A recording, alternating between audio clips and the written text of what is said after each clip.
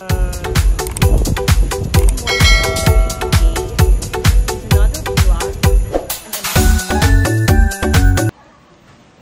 everybody, welcome to my channel, and today's vlogs we're going to do or make I'm going to make a calamansi concentrate using this freshly harvested calamansi from my mother's backyard.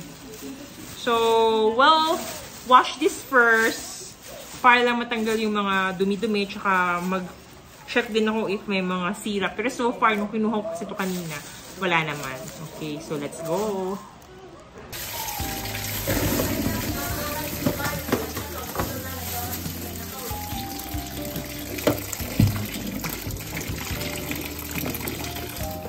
Ay, naku, si mama na po. Ano na, oh.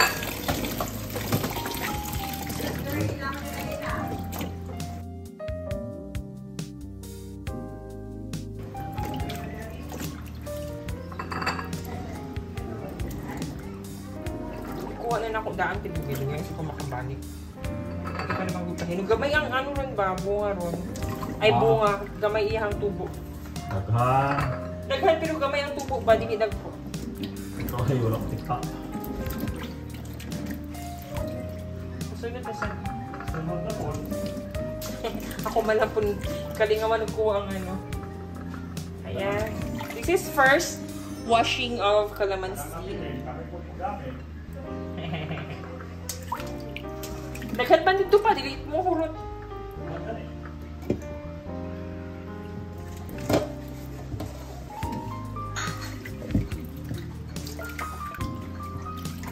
Ha? Oo, gipulad na ko yung ano.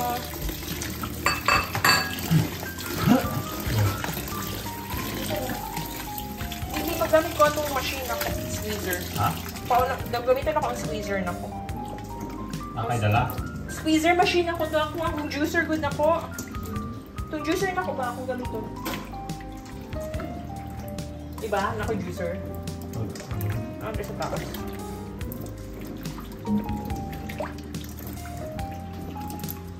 Alright, so babad muna natin guys mga siguro 15 minutes, and then we'll wash, and then we're gonna do another final wash.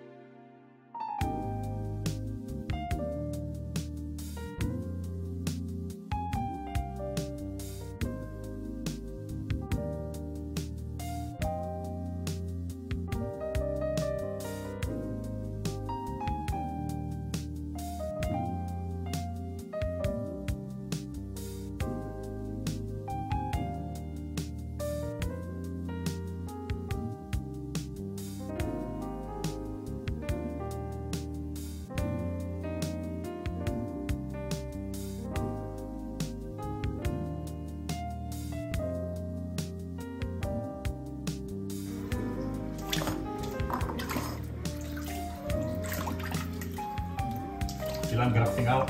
50? 250 yung may bunga daw. Sa una nga 150 gali na. Mahal giday na. May bunga pa, palit ko. Pwede po. Pagbutan pa ta diri. Mas pa ako magdaghan kaya himuot ko ako yung ano. Daghan pwede displayhan. Isa lang ibutang man kundi rin. Daghan pwede displayhan.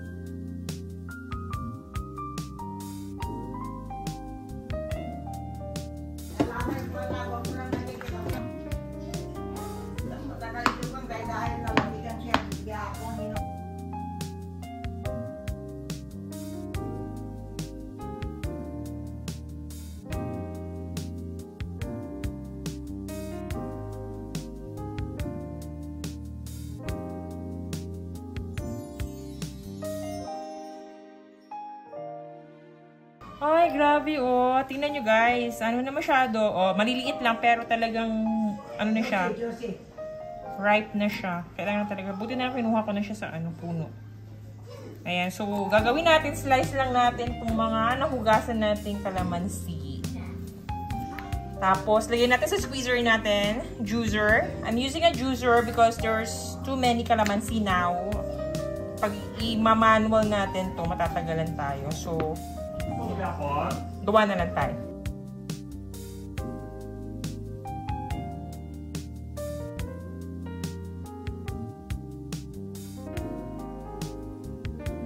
Alright. So, yan yung gagawin natin. Slice natin yan. And then, afterwards, here, let me just show you my juicer.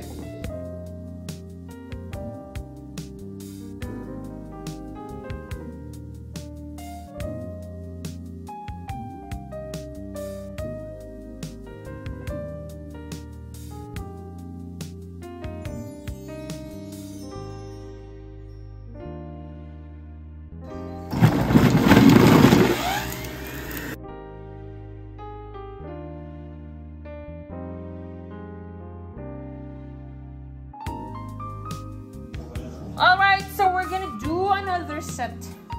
Ayan. So, nag-prepare na ako dito, guys. Nag-slice na ako nito mga ano. Kasi ang super bilis lang itong ating squeeze juice.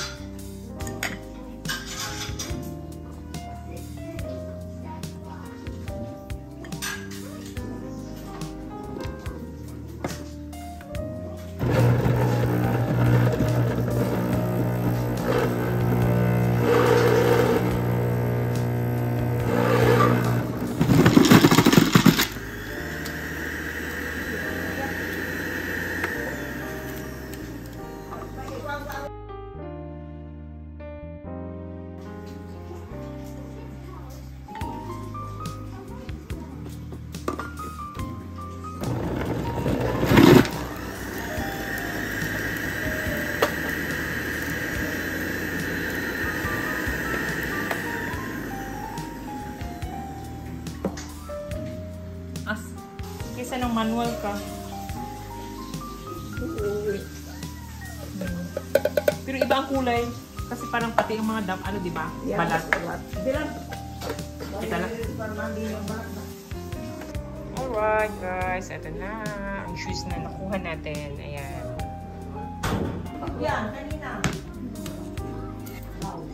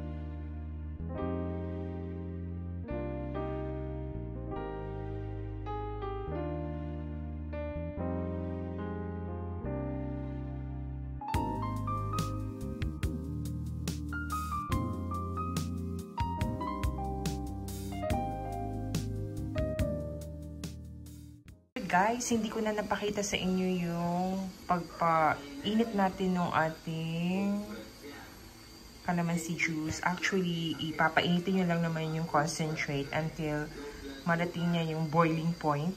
Actually, hindi talaga siya magbo-boiling point. And then, saka nyo siya ililipat sa mga sterilized na mga jars like this one. So, eto yung aking nadala na from there sa aking parents. Kasi doon ako gumawa ng cheese concentrate. And ito, naubos ko na tong isa. So, what usually I do, guys, is 4 tablespoon nito nilalagay ko sa isang glass ng water. And then, lalagyan ko siya ng tubig just to mix. Tapos, i-blend. So, usually, ang ginagawa namin for the juice concentrate na ginawa ko, homemade, is hot water ang nilalagay namin. Madalas. Not cold water. Ayan. Make sure na lagi nakalagay sa fridge ang inyong ginawang concentrate para mas tumagal ang kanyang storage life. Ayan. So, gagawa na tayo ng ating mixture. Alright guys, so meron ako nilagay na 3 tablespoon of concentrate juice. So, dagdagan natin ng... Hirapan ako kasi hindi ako gumamit ng... So, isa pang tablespoon.